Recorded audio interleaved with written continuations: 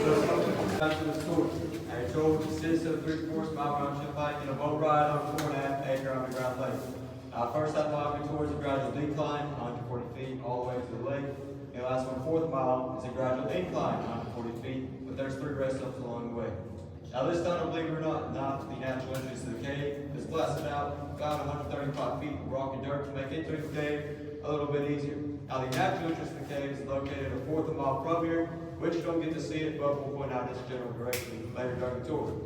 But before we begin, I have to go over some regulations with you guys. There's a board down there and one right here. Please stay on the trails behind guys. Parents are not allowed children to run ahead. No smoking inside the cave. Please place all the litter and trash cans provided throughout the cave. Do not break, damage, or deface state walls or formations. Tennessee state law prohibits vandalism of caves under penalty of $50 to a $500 fine. Now we have a motto at the law seat: take nothing but footprints and leave nothing but take nothing but footprints. Any questions? All right, well, it's ready to strengthen.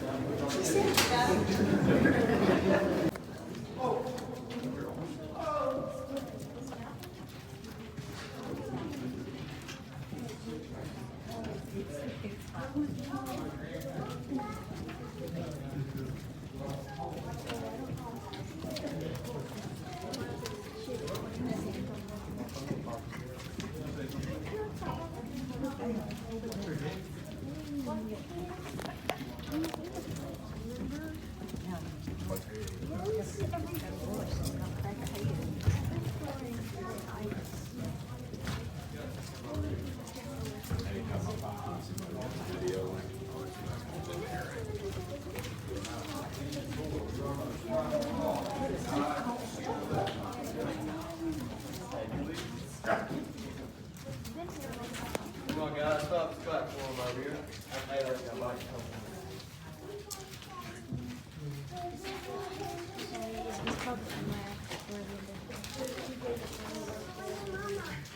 Alright, first formation over here is called the Cascade. It's the prettiest that you'll see on the tour.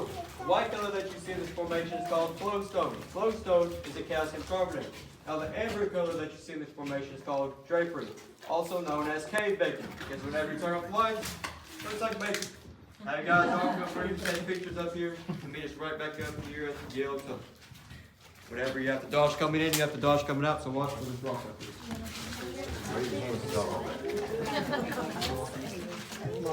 Cave bacon. I think I heard something bacon. They said bacon.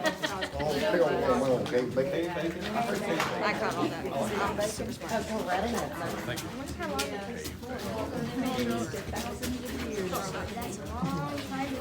That's a long time to wait for bacon. See all that bacon over there? All right, let's go get your dad. So pretty. Now you see it. Look at that big piece of bacon. Looks like you got a knife inside that one.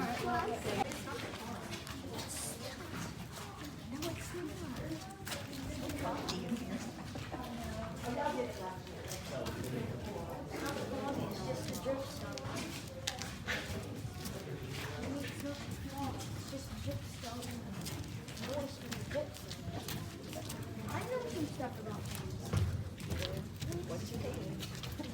I don't even learn that. No, Papa does. Yeah. Papa does too.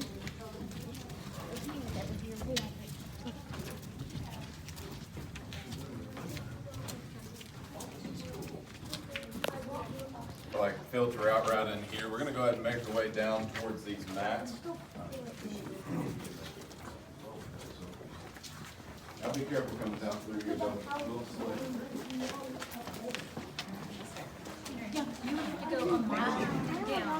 I was just stopping so we can.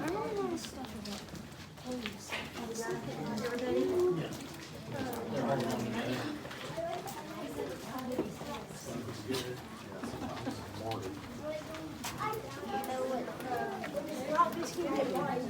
Look at that.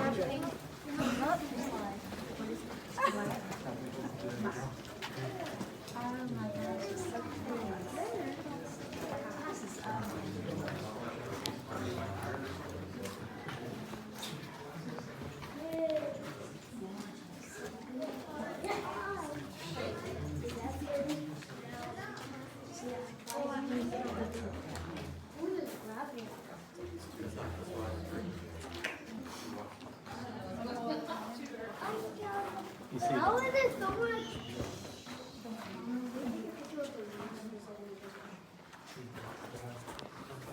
Of cedars because they remain active and drift often. Formations that you see on the top there are called stalactites, not to be confused with stalagmites, which are on the bottom right here. Now, as stalactites continue drifting, both formations will grow together, forming a stalactostalagmite. But if that's too much of a mouthful for you, you can just call it a column, like the one over here to the left. Now, make sure when you guys are coming over here, you notice that the pathway goes from concrete to slick clay. So watch your foot. This is red keel clay, and it's known to stain things, so I really hope you didn't wear white shoes and shoes that you carry.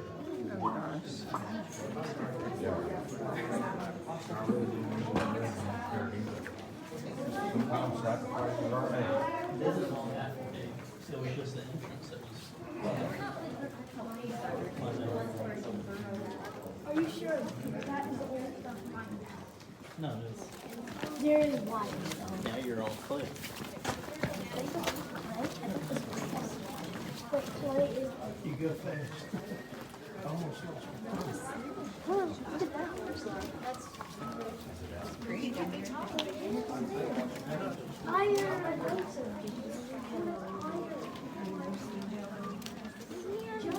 Now you're on your own solid ground.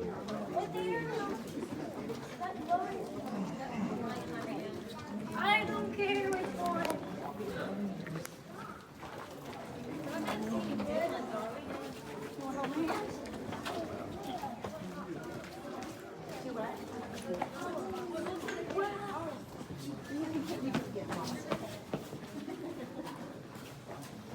No, this is a loud one.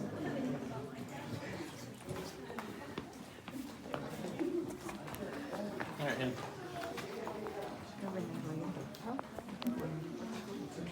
I wish we had a flashlight right now. we got one on our phone.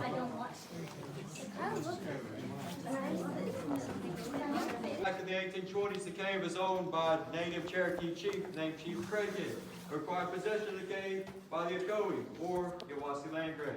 Now, back in 1927, a group of teenagers were being a group of teenagers exploring the cave, where they found native relics such as pottery, jewelry, and arrowheads, which some can still be found in our glass showcasing in our lobby.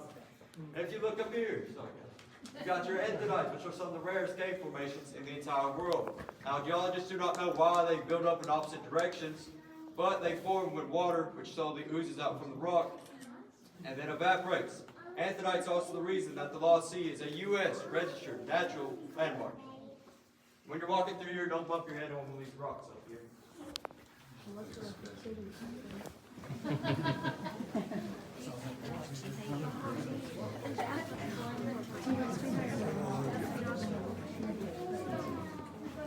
Oh, quartz. Nice, that hurts. Not that anybody was thinking about that before now. I'm lucky. Yeah, talk, be careful. I don't need it.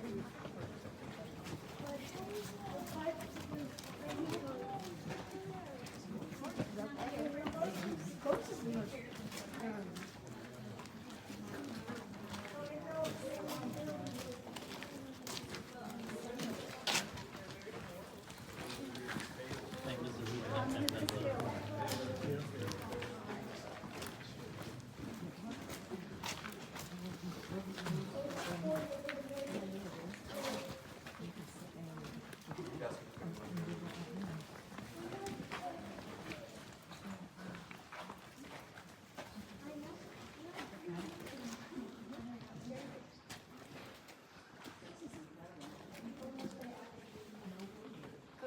You never see You guys are in the kill room, which is the third largest room in the entire cave, measuring in at 600 feet long, 150 feet wide, and 35 feet high. Now it's named the kill room after the red kill clay that makes up the flooring. Now back in the day, people would use this red kill clay and mix it with buttermilk to make buttermilk paint, which some old buildings such as barns can still be seen with this buttermilk paint on. And when you're walking on this pathway, it does dip a little bit, and it is slick, so make sure you watch your step.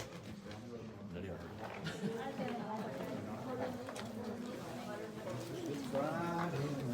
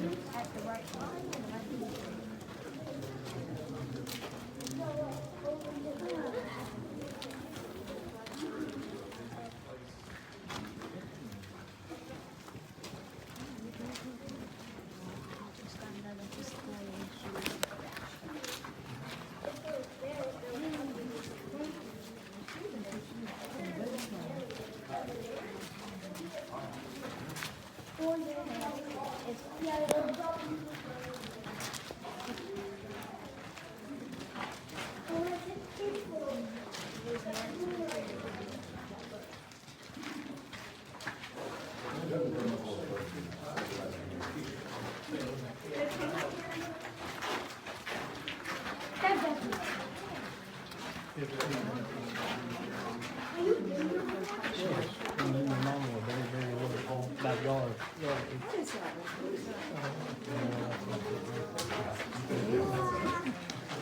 Oh, you got Swiss and large.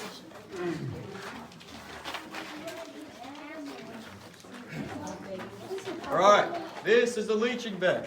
Now, back during the Civil War, Confederate soldiers would mine the cave for saltpeter, which is a potassium nitrate, and is also an ingredient for gunpowder. Now, saltpeter is found in bat guano, also known as bat poop. So what they do is they pour boiling hot water with the saltpeter in this vat, and from it they got what they called mother's liquor. They would then drain the mother's liquor from the vat by using charcoal and lye soap, and from it they got saltpeter crystals, where they then sent those to refineries to be made into gunpowder. What's up? Over here, the date on the wall of 1863 was put here by carbon of a Confederate soldier's torch.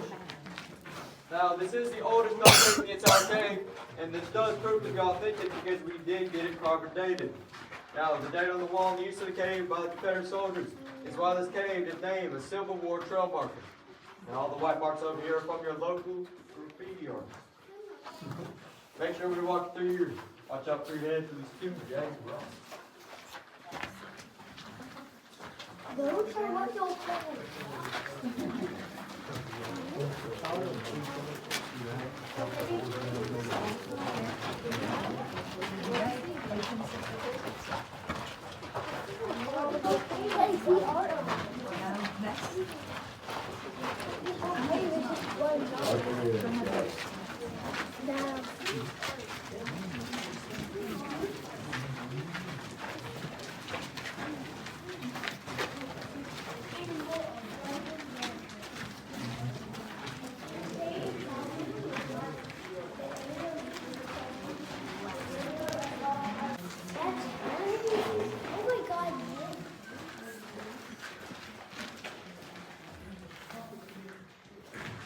This is called the sand room, because unlike most flooring in the cave, the flooring in this one is made up of sand, hence the name.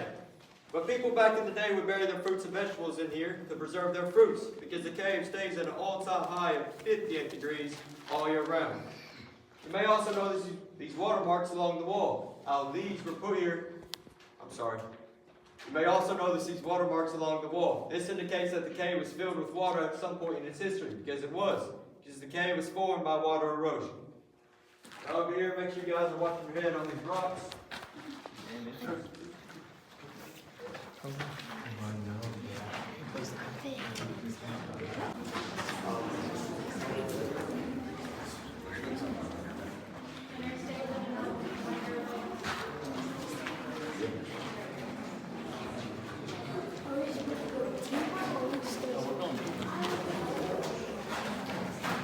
If you look above you, you will see these Indiana Jones style fittings hanging from the ceiling.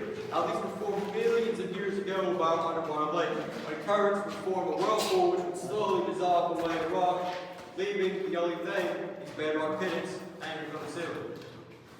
Alright, so in this room, you're also going to see a big old hall right back up here. So this goes into our big room. Now, the big room is the second arched room in our cave, and it's held many things in its time. So it's that natural entrance to our cave. Again, Yellow Tunnel was not the natural entrance. That was put there in 1964 because it made getting down here a lot easier. The actual natural entrance is 132 uneven, 45-degree cut clay steps. So you're welcome for putting in the big yellow tunnel. And also back there in 1939, we would find this 90-foot deep pit. We didn't really think anything of it. About a year later, in 1940, the scientists went to the bottom of that pit and discovered Pleistocene jaguar remains, or ancient jaguar bones. Now, when they found these bones, they sent them off to a museum in New York called the Museum of Natural History. They sent us back a few things, like a face and a paw print of that jaguar, which we still have to this day. They're up in the glass showcase in the lobby. They also sent us an estimate of how big this jaguar really was. 500 plus pounds and over 8 feet long, not including the tail. It's a big jaguar. Now, if you're finding that, you think, hey, we need to keep looking for bones, artifacts, anything else that would really help with our historical prevalence, and you'd be absolutely dead wrong, because you are in deep southeast Tennessee, not how we were down here. We opened up about 7 years later as an underground, speakeasy, illegal moonshine bar called the Cavern Tavern. Now, when the Cavern Tavern opened up, it had 3 authentic Tennessee moonshine stills, 3 dance floors, and a live band that played on the weekends. People came down here. They were trying to get drunk, dance around, have a good time. Only problem was they were not getting drunk at all. Here's why. Pressure, humidity, temperatures. Those 3 factors in our cave let you drink up to 3 times your limit down here and not feel a thing. Yeah, until you get back up to the surface. They didn't know that back in 1947, right? They thought they were being sold cheap moonshine, and they decided they were going to leave. But when they left, they didn't have a yellow tunnel where a handsome tour guide to tell them otherwise. So they went back up those 132 uneven 45-degree cut clay steps, where the higher they got, yeah, started to pass out towards the top, fell right back down, created a human domino effect, and effectively closed the Cavern Tavern just 2 short months after opening. Now, as it closed down, we would keep the moonshine stills, and we still have one. You'll see it a little later in the tour. One the owners are currently in possession of. They use it for demonstrations of the company. And then the third one did mysteriously burn up in a maintenance fire in the 90s. Sure. All right, now in the 50s and 60s, right, there's a big old thing called the Cold War going on. So there's a lot of nuclear threats being thrown around between us and the Soviet Union. So whenever we opened up back then, we had a lot of supplies. We were a bomb shelter, right? So when we had these supplies, we had enough to feed 20,000 people for about 2 whole weeks. Now we have enough to feed about 2 people for a week and a half. But that down there is just going to be the non-perishable items from that time. So the tins to the left, they hold 70-year-old saltine crackers. The barrels to the right hold 70-year-old drinking water. Delicious, I know. All right, now if you could, get towards the middle of the room with the group or family that you came with, and turn off all the light sources you have on your person. So your phones, your pockets, your Apple Watches. This way.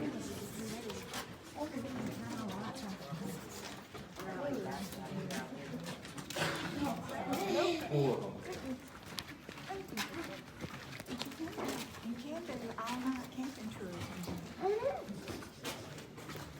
I've never been to that. This is a great time to ask questions, by the way.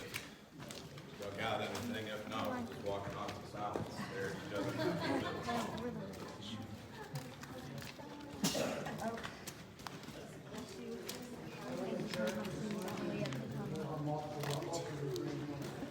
So they weren't really living in a cave, more of they used it as a meeting. Like a meeting place. So they would have only been in that room up there. The Cherokee Bar area had this very certain belief that the closer you're getting to the center of the earth, the closer you're getting to purgatory. So they wouldn't go down very far in the cave as it is. But they wouldn't have lived in here, they would have lived up on top, moved around there.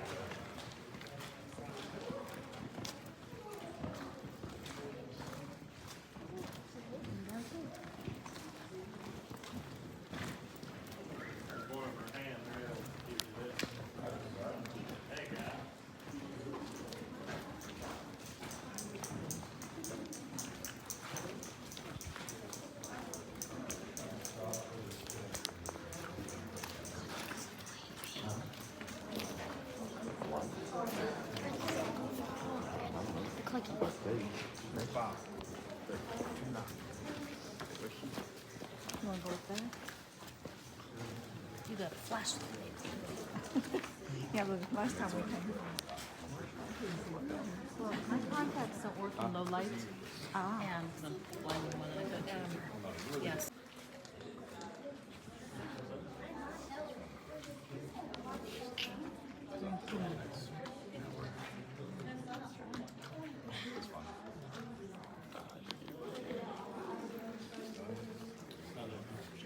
All right, over here we got the Devil's Hole. Now, for anything like me, you might wonder where many of the holes and crevices throughout the cave go, and this one is lit up for that exact reason. Now, this hole goes down about 13 feet and then tapers off to about the size of a softball. Now, we do have a legend here at the Lost Sea. If you look into the Devil's Hole and you see a red light, it means you've been good. But if you look into the devil's hole and you see something scary like the devil's face, a mirror, or your in-laws, it means you got bad luck coming. Come take a look. Don't be afraid. Come on, go look at it. Yes, that might go out.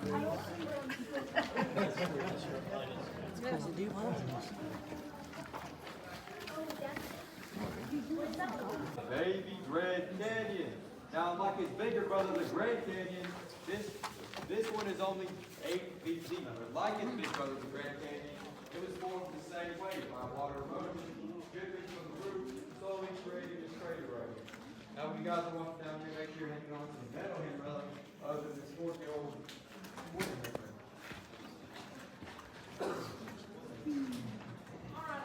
Once you make your way up here, feel free to take a seat and stand. It's not a hand railing. It is very old and brittle and will break, and it will land you a hefty fine. That's a mistake. Or you can pay us and say we won't say a word. That's $20 a piece. It's only legal if you can find Yeah.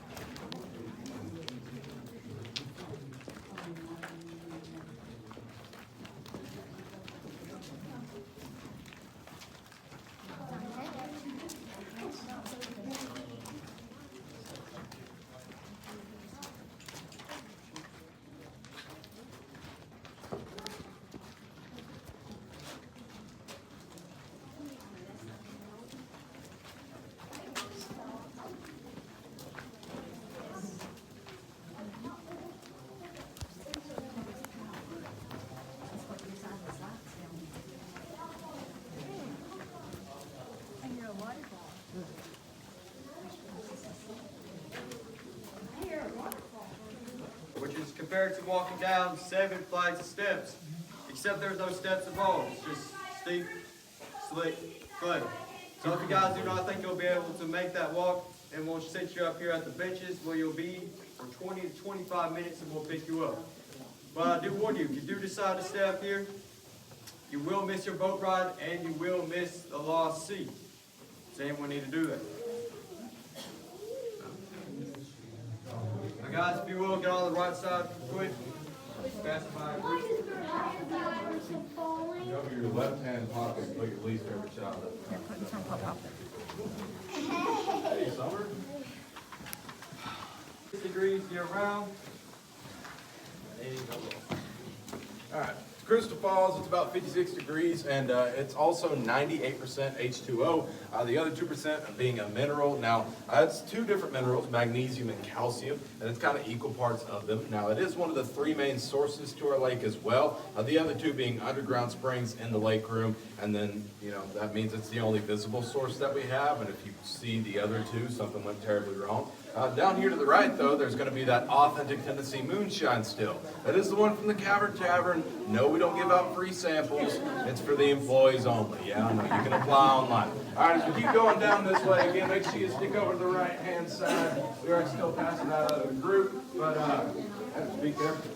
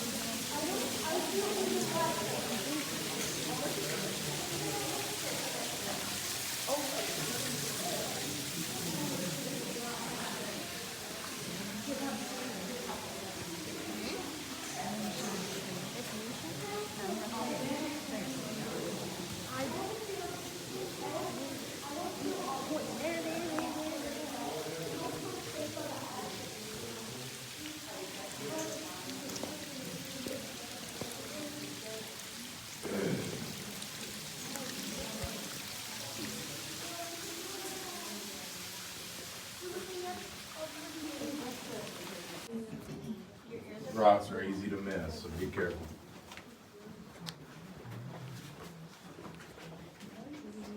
And my last one's right here. Alright, so my people in the back, y'all can kind of scoot up right into this middle part where this big gap is in the middle, just falling right down through here.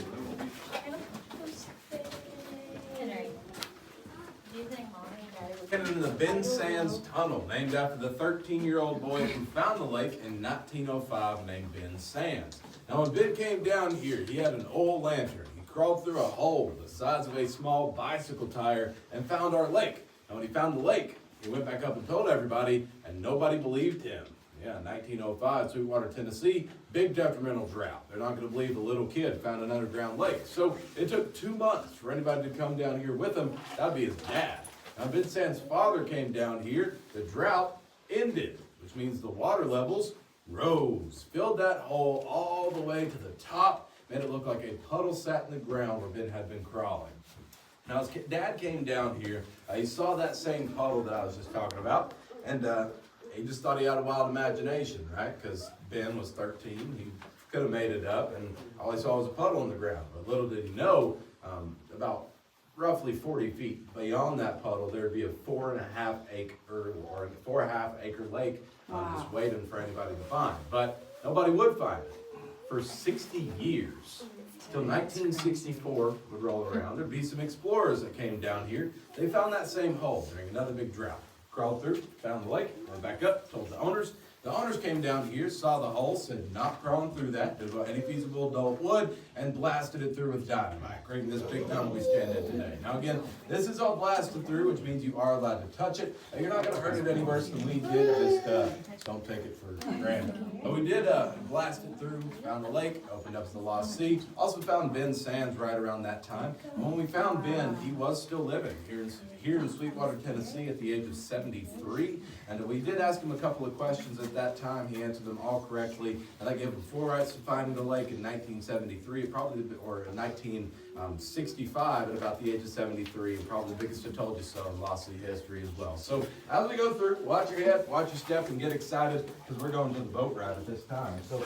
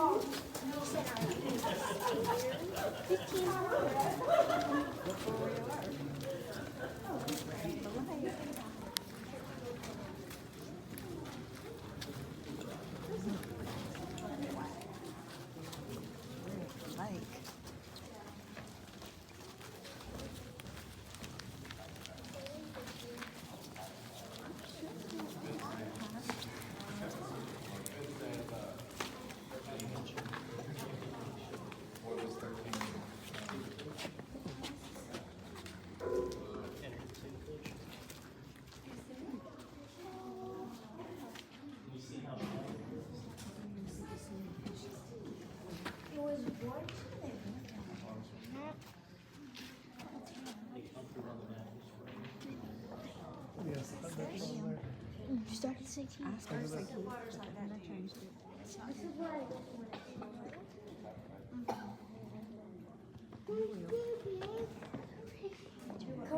fish. Where are the rainbow trout? You will see one. I see one. Do you see one? Yeah, it's a rainbow trout. It looks like there's one right there, but it's not moving. Maybe that's not it.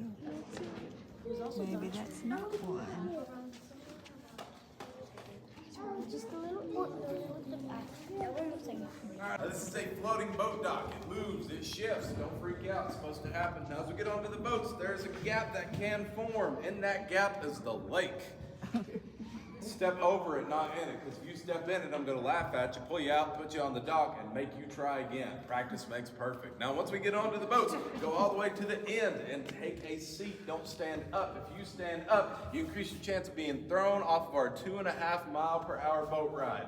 If you somehow miraculously get thrown off of our boat ride, grab your seat cushion. It doubles as your flotation device. If you can't grab on the way out, you're really starting to mess up, but I will throw you one. Just yell out your favorite color. They come in all varieties of colors. Things like red, blue, red and blue. As long as your favorite color is red or blue, I'll throw you one. If you want purple, you're in luck. I'll throw you one of each. Now also, do not dangle anything of importance to you over the side of our boat.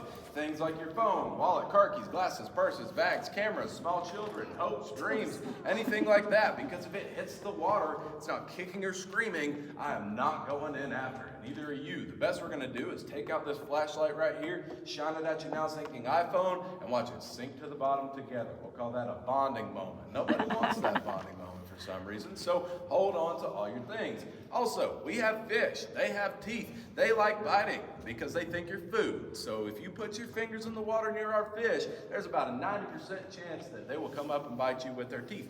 And their teeth hurt. I can tell you from firsthand experience, literally. So again, do not put your hands in the water near our fish. Now, we are a large group. We're not all fitting onto one boat comfortably, so half of y'all are going with Sam over here, and then the rest of you are still stuck with me and Kate. I'm so terribly sorry. And to do that evenly, I need to get our biggest groups up here first. Raise your hand if you have 5 or more in your party today. How many? 5. How many? 8. 7. Are you with the group of 8? Yeah. All right, that group of 8, that group of 7. Go ahead and make your way up. Y'all are going to be first to play Will It Float. How deep's the water?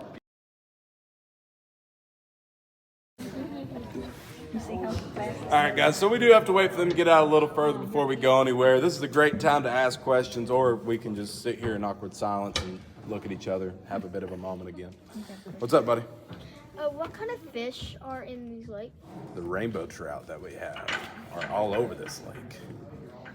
Has We all got the about 450. has all the rain from May affected it? Good or I mean, bad? yeah, Changed it brings it up. So it takes about 7 to 8 hours for any rain to get into the cave after big rains like that. Now, if it's like a slight drizzle, it can take up to 24. But yeah, that rain that came in, it does raise it, but we have pumps to pump it out if it gets too high. So if anything, it's filtering out the lake a little bit and helping us get all the fish droppings and everything else out. But yeah. Thanks. Are you not going to tell them about our lake monster? Well, usually they'll find out eventually. So Sorry. no, they'll find out whenever they see him.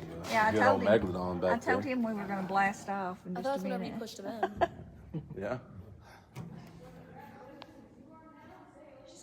Yeah, don't listen to a word she's saying. What's up? I'm making stuff up. How deep is the water? The deepest point is 75 feet deep. Wow. Yeah. But it's like a big old swimming pool, right? So the further out you get, the deeper it gets. The deepest point is at the back and the middle. It's about half of that, about 35, 40 feet. And then up here, it's anywhere from about 10 to 15. Now, it looks shallow, but it's not. It's what clear water does when it's been hit by light. It has a clear water effect. The crazy part is that happens to the waterfall, too. It's 4.5 feet deep at the bottom of the waterfall. I'm good. All right. A few things before we head out. Number one, there's a paddle on this boat. If you see the paddle, don't touch the paddle. It's there for one reason. If that boat motor over here dies, which should not happen, we're solar powered. But if it does happen, and we turn into the Lost Gondola ride, I'll start paddling us back to the dock and sing Toby Keith all the way over here. Don't want that. So let's hope this boat stays alive. Also, while we're out here, if one of your loved ones fall into the water, no matter how much we've joked about it, I will go in after them. But if you push your loved one into the water, $20, I didn't see a thing. All right. We are heading out at max speed here in 3, 2, 1. Welcome to max speed. About 2.5 miles an hour. Feel the wind through your hair if you have it. If you don't have hair, just feel the wind. And if your hair is fake, feel your hair in the wind, I guess. Everybody wave bye to Addison. Half of you will see her again. Maybe. Might be a little less. Some good acoustics down here. Yeah, well, Some good acoustics down here. that was That last means time. if you Okay, sing that was it, Caden's it sounds first really time. pretty. Yeah. Yeah, okay. Okay, for a nice round of, we're on the pontoon. Here we go. We got the video rolling.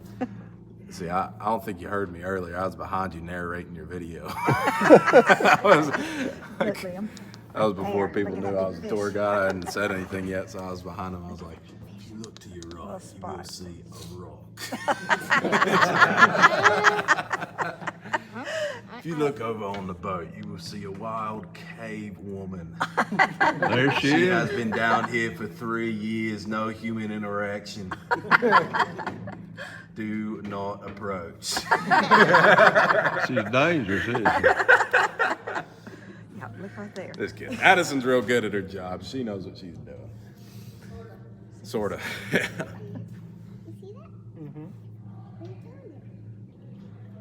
Liam, we found the lost sea, buddy. Ain't so lost no more, is it? Nope, not lost. Alrighty, guys. So we are officially sailing on the Lost Sea, North America's largest underground lake. And this lake room's the biggest room in our cave. It's about 800 feet long, 220 feet wide, and 65 feet tall, not including where the water sits.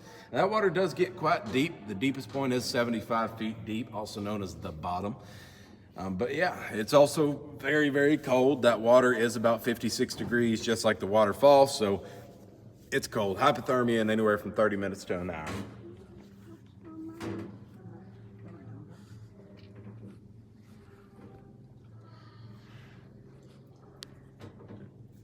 There they are. Diving expedition. Well, there they are. Yeah, just like right along this wall. Right over here, we had a few diving expeditions throughout our time. Well, they found out it goes about 800 feet back, and a few chambers that they found along the way are about 100 feet deep. Pretty interesting, yeah. But yeah, that was back in '73, right? So that's when that main expedition happened. They did all those big expeditions, but they used oxygen tanks. And because they used those tanks, they let out air. It caused pressure shifts and rock falls in that tunnel. So we can't really go back into it. And that's pretty much all we know about it. They know that that room back there could be anywhere from 9.5 acres or more, because, I mean, that's as far as they got with their lifeline before they turned around. Now, the only other expedition we had was back in 2003 when National Geographic came down here looking for ancient relics in our lake. But all they found was an old pager and a Nokia, which is still pretty ancient to me, so I'd say job well done. And the Nokia still worked, if you're wondering. That's not a surprise to anybody, though. Do they still have the overnight camping? Yeah, In here? yeah, the wild tour. Yeah, we do those just about every Saturday almost. Wow. I do need to those do just that. about every You Saturday. guys are like the most powerful. Actually, I have one of those tomorrow on Tuesday. That's cool. Are they usually large groups? Yeah, it's usually like your Boy Scout groups or Oh, okay. right now it'll be summer camps more than anything. That's cool. Nokias are like the strongest thing on the face of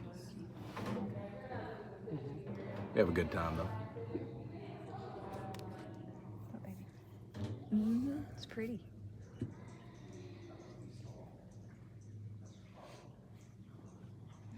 We're gonna speed it up a little bit. Not just the boat, but They turn my hat backwards and speed up.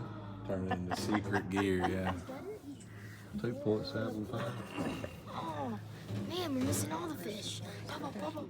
All right, y'all. So we're getting back to this feeding area. This is where all these fish eat every day, 60 times a day. They'll come up to the boat. They think it's DoorDash. That's kind of how this works. Now, as I do throw food out when we get back here, they might get rowdy, might even start to jump. Do not be scared, though. These fish will not jump into the boat. Last time one jumped in the boat was about 22 years ago, also 2003, when a fish did jump in the boat, and a lady named Linda beat it with her purse so bad that no other fish was brave enough to do it ever again. So Linda actually took that fish home with her, and mostly because we were too scared to tell her she couldn't. She took it home and ate it the next night for dinner. Told us it tastes like beef liver and dog food. Look right over there. Look. On a completely unrelated, separated note, we feed them beef and liver pellets, aka dog food. What's up, buddy? Is there a chance that they will jump? No, baby, they're not gonna jump in the boat. Linda made sure of that. Yeah, look, see, he's throwing it way over there. I mean, even if I put it right here, they won't. They'll just come up real close next to it. What do they have a lot to eat That's anyway? what we feed them, and that's a lot. Like I Well, said, I mean, if you didn't feed them, what? they wouldn't need anything. They're not natural to the lake. That's what I thought. Okay. They wouldn't have anything to eat naturally. But we feed them so much in a day that Hey, they're doing just fine, I promise. Was it always the rainbow trout, or did they used to have koi fish now? We've only had rainbow trout that I know of. Mostly because the temperature of the water more than anything. It's 56. Rainbow trout are some of the only fish that really thrive in that. The only other real options that we had were brown trout and catfish. And that was an easy choice considering things down here grow to their environment. Yeah. A catfish would get half the size of this boat and live 15 flashlight. years. Because these already get a lot bigger than your average trout. They live about 3 times as long, grow twice as big. So the biggest one we've seen was Trevor. Trevor was a rainbow trout that was 7 years old and got up to about 16 pounds, 7 ounces, and 33 inches long. Wow. Which for a rainbow trout, that's atrocious. That's the size of a small toddler. And you can still see Trevor if you go up to the lobby and look in that glass showcase up there. Yeah, that's Trevor. We also made the groundbreaking discovery that Trevor was a female when we did that. So Trevor became Taylor, I guess.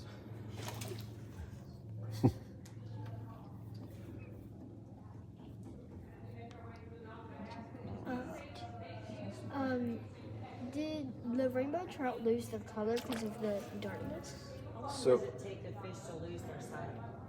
So they don't completely lose their sight, and they don't completely lose their color either, buddy. So how this works is the main factor of them losing any eyesight whatsoever is sunlight. They lose about 20% of their eyesight, about 80% of their color due to not having that natural sunlight down here. You can go ahead and turn towards the wall. But they lose a lot of the pigment in their skin because they don't have sun. And due to that, people had come up with a bunch of things that they were blind, albino, see-through, x-ray, eyeless. It just got worse as time went on. More tour guides caught on to it because, you know, y'all believe everything we say and these fish. But no, they're not blind. No, they're not albino. You can't really go albino, not how that works. And if you see a see-through x-ray or an eyeless fish, you're probably somewhere you shouldn't be, like Oak Ridge or Chernobyl, so let's hope not. But yeah, no, they're not blind or anything like that. And if you didn't get the Oak Ridge joke, it's a place here in Tennessee, just like The Simpsons. Let that sink in. We've been there. We know. been there, done that. I had some people from Oak Ridge one time on my tour get a little mad about that joke, looked up at me with all 3 of their eyes. It was a little weird. Will it take a good shot of William? Right, let him sit forward a little bit, so you can get the lake in Thursday. Yeah, 2,000 years ago last Thursday. Now, we know it happened 2,000 years ago because all the cave bacon up there. Now, cave bacon is what we saw at the beginning of the tour, and you could break it off, use it, or really break it off and date it is what we did. And it was about 2,000 years old apiece. We also have the upside down backwards state of Florida and Bessie the milking cow, our most active stalactite, dripping roughly 40 times a minute. Now raise your hand if you got dripped on as we went through there. If you did, that's a good thing. That's called a cave's kiss. That gives you a year of good luck per drip. Yeah. Now, if you didn't, don't feel too bad. It's also directly underneath the men's restroom. So, hope your mouth wasn't open. All right, now if you look up here, you'll see some real thin stalactites called soda straw stalactites. Those are like regular ones, but completely hollow. And the reason they're hollow is a bubble that forms in them as they grow. You could break one off, use it as a straw, but it would be a $500 straw and it'd make your drink taste like rust. So I don't recommend it. Unless you're drinking Pepsi, then it tastes the same. See, we've bounced between so many different drink sponsors. We bounced between Coke and Pepsi about 7 times, so I keep having to change that joke. At one point, it was Sprite in a can. It's Sprite in a can. Yeah. That's flavor. Yeah. Sprite in a can tastes like TV static. Tastes like the tin can. Just kidding. Coca-Cola. Aluminum can, is a whatever it great is. company to work Aluminum for. So can. thank you for Dr. Pepper. All right, now if you look over here at the end of our dock, there's a staircase. That staircase is there from a big drought we had back in 2007. Now, 07, which was a great year, we lost 45 feet of our water. Now, whenever we did, we gave out a boat ride. Boat ride lasted 2 minutes. People hated it and called us the Lost Puddle till about 2011, and the drought ended in 08, which is what they've told me, because I was born in 2007. If that makes you feel old. And I can vote. The Lost Puddle.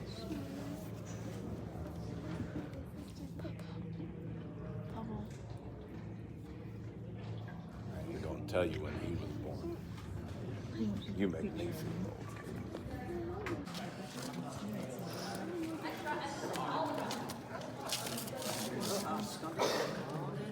Now it's ready for the most breathtaking part of the tour. The walk back up.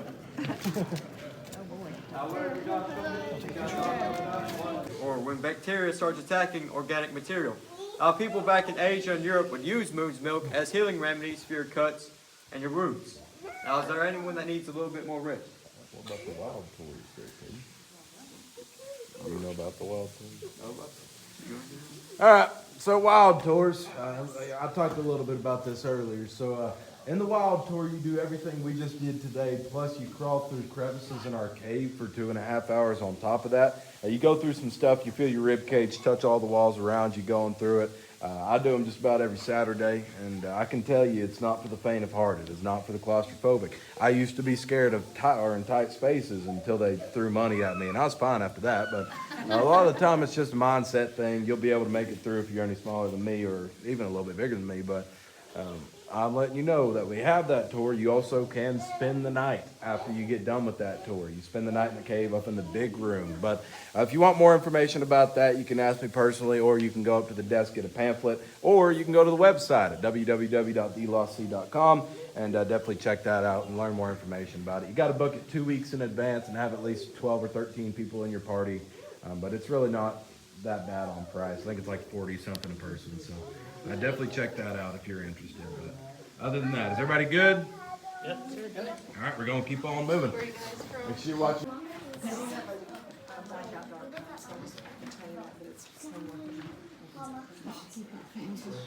It's gorgeous.